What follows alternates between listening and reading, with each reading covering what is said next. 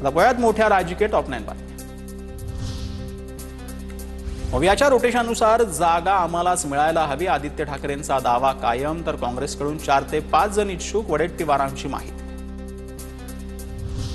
राज्यसभेवर जाण्याची अनेकांची इच्छा, त्यात चुकीचं काय? राजन विचारे, दानवे, खैरेही इच्छुक, उद्धव ठाकरे निर्णय घेतील, राऊतांची माहिती।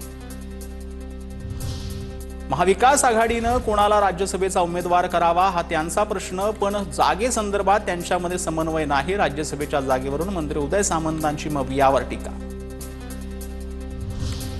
केंद्रीय मंत्री रामदास आठवले यांची प्रकाश आंबेडकर यांना साथ पाहायला मिळते। समाजासाठी एकत्रीकरण करा, दोघे एकत्र आलो तर आमची ताकद आणखीन मोठी होणार, आठवलेंना विश्वास, सगळ्या गटतटांना आपण एकत्र आणूया, असंही आवाहन।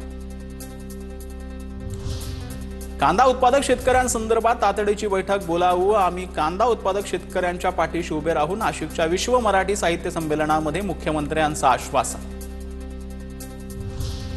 शिखर बँक घोटाळा प्रकरणामध्ये दिवंगत अजित पवार, सुनेत्रा पवार आणि इतरांना क्लीन चिट, 25,000 कोटींच्या कथित बँक घोटाळा प्रकरणामध्ये क्लोजर रिपोर्ट विरोधातील याचिका विशेष न्यायालयानं फेटाळल्या। मुंडवा जमीन गैरव्यवहार प्रकरण विधानसभेत येणार, खासगी समितीचा अहवाल ऍक्शन टेकन रिपोर्टसह अधिवेशनात सादर केला जाणार, सूत्रांची माहिती।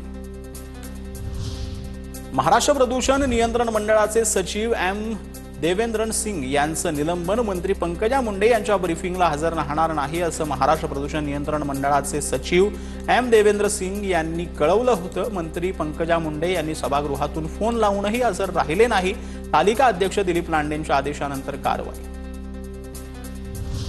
बीडच्या परळीतील व्यापारी महादेव मुंडे हत्या प्रकरणातला नार्को टेस्टचा अहवाल एसआयटीच्या हाती, न्यायालयाचा समोर नार्को टेस्टचा अहवाल उघडला जाणार।